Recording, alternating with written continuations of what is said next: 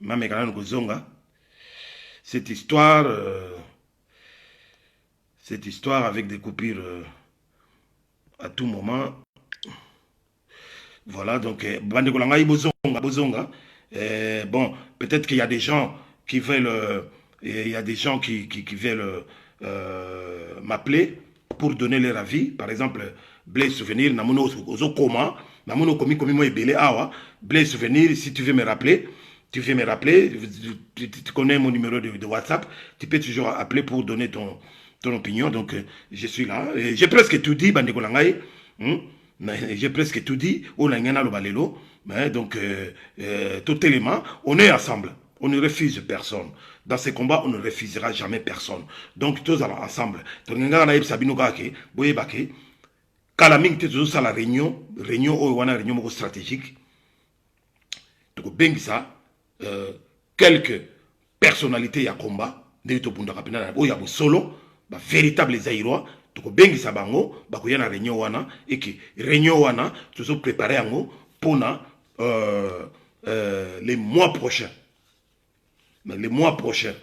Donc, toko tambola, à Bruxelles, et vous avez une grande marche, hein, oyoke, toko kende vraiment, t'es na place au boye biwana tout ça koloba, t'es na ambassade ya bato wana bazako okipe biso, toko kende ti ba côté wana. Mais ils appellent le comme si c'était toko baksa na likolo, mais wana nyoso toko loba yango na réunion ezako ya. Donc vraiment c'est dommage que na yebeka ke toko katana donc ndenge tokatani wana mais oyo bazongi Blaise Souvenir ba oyo balingo benga ngai voilà c'est ça oyo na ngaka na solo na bino lelo tozali babundeli na bino tokokenda masolo tina suka on ne va pas nous corrompre biso tozaba incorruptible tozaba incorruptible surtout biso na peuple mokonzi Mundela Bangwandi Mibaramo et Sikozwami Jalui Mobutu Mundela Bangwandi donc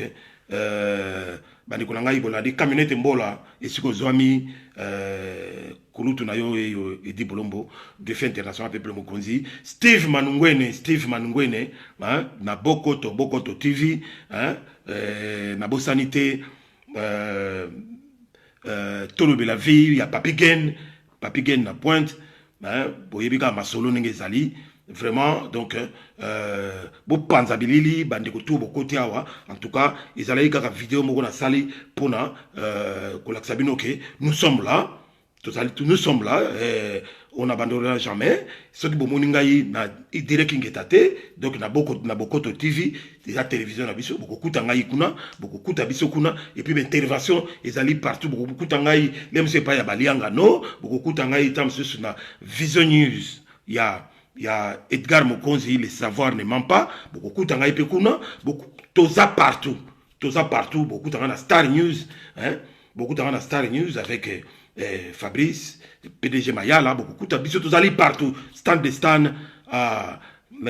petit langage stand de stand sois remercié d'être là donc j'ai dit l'essentiel dans le but l'essentiel malgré que nini vidéo katanaki bon na yebité direct à mon ezako sala tout le temps donc voilà si il y a pas d'appel donc je pense que je dois m'arrêter là. Je dois m'arrêter là pour ce soir. Merci beaucoup à tout le monde. En tout cas, tous au bout ensemble. Papa René, Papa René Mbonganga. Merci beaucoup d'être là, Papa René. Namonio. Vraiment, Tokomi, Mbalasima, Nasepeli Mingi, Mandingi Kutana Grisulelo. Voilà. Donc, Lelo na lati drapoté, Bomoni na lati drapoté, donc dans l'immédiat que ça va marcher. J'étais pas prêt à kolata drapeau na biso ya mboka, mais toko kaborandenge olate, nazo ko tia hymne national na suka pona que kolaksa quand même que nous sommes des Zaïrois authentiques na mangwele pena Makila, donc, pour nous que ça. Merci beaucoup, na Maman Mungala, Lianja, TV, na manso ozali kosala mpona bitumba oyo toza kobunda na yango. Merci beaucoup na bamama nyonso oyo ya bitumba toza nango, balianga ndo losako tolemba te tozala na bango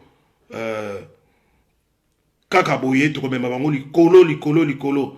Mama Annie Mishimba okoti na suka, bonsoir. Donc okoti na suka naza kotia kaka la Zairoise po tokomi na suka, donc moyen ya kokende lisusu molai te, sino te ekokata lisusu awa, donc voilà. La Zairoise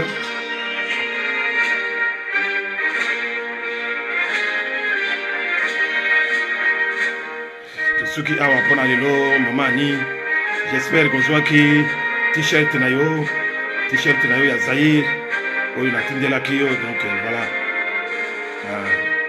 Osala ngai signe soki ozwaki yango, voilà.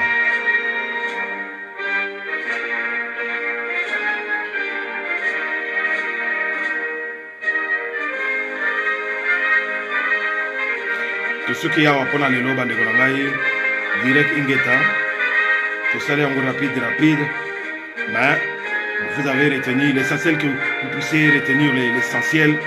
Donc tosololi awa basolo oyo boyoki, vous partagez yango pour bolanda yango bien, c'est très important.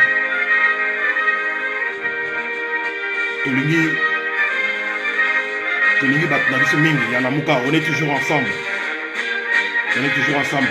mais tolingi tobunda na bosolo.